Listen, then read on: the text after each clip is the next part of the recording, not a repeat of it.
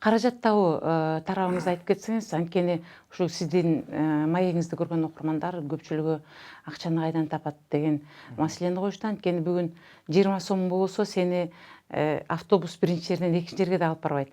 А мындай чоң партияларга кирип аралашуу же болбосо саясатка аралашууда сөз жок, капшыктыгыңызда бир аз каражат болуш керек. Анткени сиз элдерди кыдырып сүйлөшүүдө дагы сөз жок. Эми элдин ар бирин акча таратуу эмес, ошол жетиш, ал жерде бир топ адамды чогуу алып барыш жана башка сыяктуу каражат сарпталган учурлар көп кезигет. Ага жөнөкөй адам аттанып бара албайт. Ошо каражат тапкан жагыңызды кыскача билдирип кетсеңиз. Каражат табуу мен 2014-2013 жылдары өзүмдүн жеке компанияларымды негиздегем. Анан ошол компаниялардын алкагында, мисалы Бишкек шаарында алгачкылардан болуп биз жанагы Moving компания деп коет, көчүрүүлөрдү уюштуруу, мисалы бир үйдөн бир үйгө же болбосо бир офистен бир офиске көчүү, ошолорду уюштуруу кызматтарын киргизгенбиз. Андан сырткары Cleaning компания жууп тазалоо ушул услугаларды, кызматтарды биз ошо биринчилерден болуп ушул баштаганбыз да.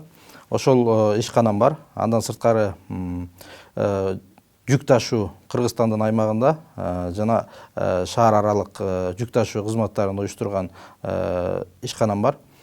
Бул эми менин азыр баардыгы ачык, мамлекетибизде көпчүлүк кызматтар ачык болуп калбадыбы, мамлекеттик кызматтарчы. Юстиция министрлигинин сайтынан деле менин атымды терсе, ал жактан мага тийиштүү ишканалар тууралуу маалыматтар чыгат.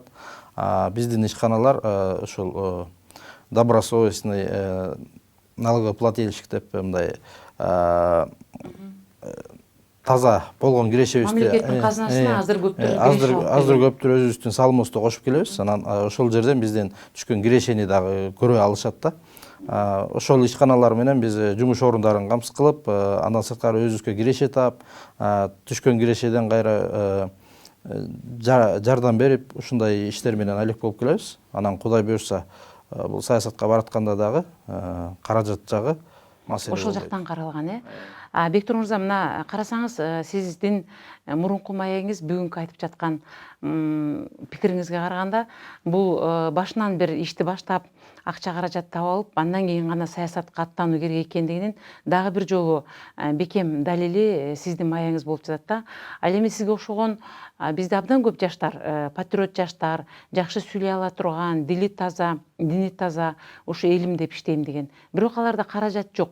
Андай жаштарды биз кантип алып келебиз бул жакка? Кантип аларды биздин бүгүнкү мамлекеттен таза иш алып кетүүсүнө жана мамлекетте коррупциянын болбошуна бөгөт коюуга ал жаштарды кантип алып келип таза тарбиялап өстүрө алабыз? Ал үчүн мисалы бизде азыр Кыргыз Республикасынын мыйзамдары боюнча 18 жаштан ашкан жарандар шайлоого жана шайланууга укукка ээ болот. Бирок ошол укуктар айрым учурда чектелип калып атат. Мисалы, мурдагыдай мажоритардык система боло турган болсо, округтардан жеке кандидаттар өздөрү чыгып, шайланып келүүгө толук мүмкүнчүлүктөр түзүлмөк да. Бирок азыркы учурда пропорционалдык система, партиялык тизме менен келет. Бул жерде ошо партиянын лидерлери, партиянын кожоюндары өздөрү ошолорго көз каранды болуп калып атат. Алардын мындай көз карашына туура келбеген талапкерлер партиядан чектеп калып атат. Өздөрүнө ылайыктуу делген талапкерлер ошо партия менен келип атат. Мындан келди акчалуу талапкерлер келип атат. Анан бул учурда ошо партия өзүнүн шайлоодогу кете турган каражаттарын жабуу, алдыдагы максаттарын ишке ашыруу үчүн албетте ошо акчасы бар кандидаттарды топтоп, анан жерлерде добуш алуу үчүн жанагындай кете турган чыгымдар бар. Албетте ошо чыгымдарды төлөөгө мындай потенциалдуу талапкерлерди топтоп атат. Анан менин негизги максатым ошо биринчи акча топтоп алып, анан баруу эмес болчу. Менин максатым биринчи өзүмдү материалдык жактан камсыздап, үй бүлөмдү, үй жайымды бардыгын камсыздап коюп анан барайын дедим. Себеп дегенде мен мамлекеттик кызматка баргандан кийин мамлекеттин казынасынан бир да тыйын алайын деген ниетим жок. Ошол себептен биринчиден бардык өзүмдүн материалдык муктаждыктардын баарысын чечип коюп, анан саясатка аттанып атам. Эгер саясатка Кудай буйруп кирип шайлоодон добуш алып калсам, мен өзүмдүн юридикалык кесибимди пайдаланып, элиме мыкты мыйзамдарды чыгаруу менен алек болом. Сиз жанагы мен жогоруда биз суроодон кичине алыстап кеттик.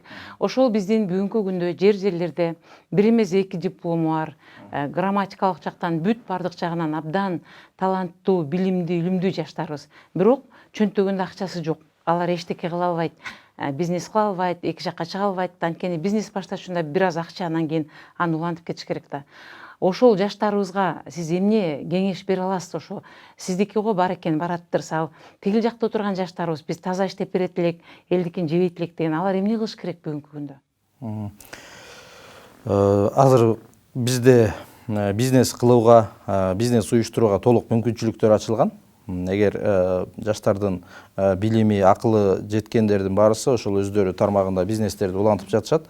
Бирок айрым учурда билимдүү дагы болот, бирок кайсы бир деңгээлде ал кишиге түрткү керек болот да. Ошол учурда бизде азыр сиз айтып аткан ошо саясатка кирүүгө дагы мүмкүнчүлүктөр түзүш үчүн мен саясий партиялардын лидерлеринин мындай кыракы болуусун айтат элем да. Кээ бир жаштарды алар көрө албай жатышат.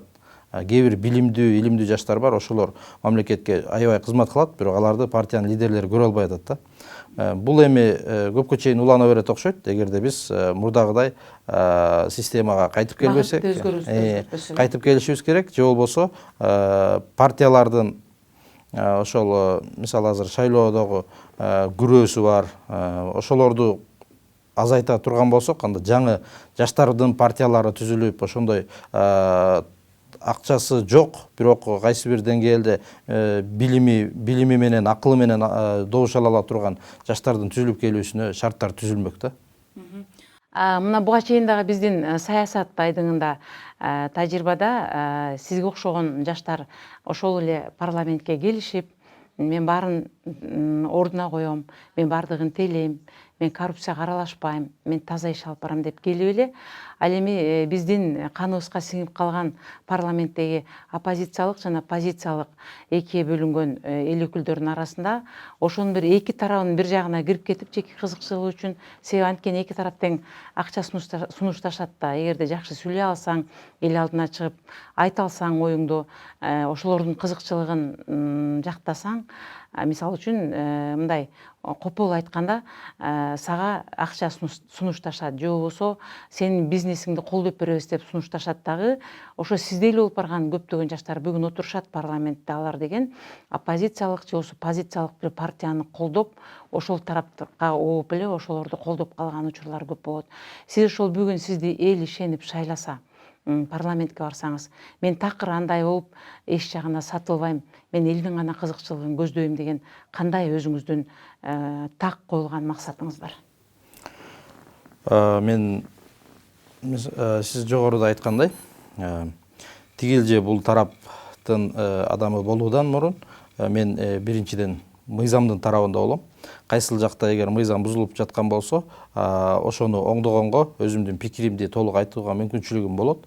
Эгерде түрдүү ар кандай кысымдар болгон учурда дагы мен өзүмдүн саясий тажрыйба, саясий карьерамды жаңыдан баштап аткандыктан аны булгап албаш үчүн, эгер кысымдар болгон күндө дагы мен ошол мыйзамдык талаада гана күрөшөм, анан мыйзамдын тарабында болом.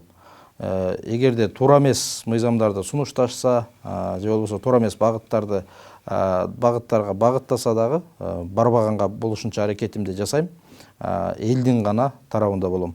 Анткени мен саясий карьерам жаңы башталып атат, мен өзүмдү өзүм булгагым келбейт.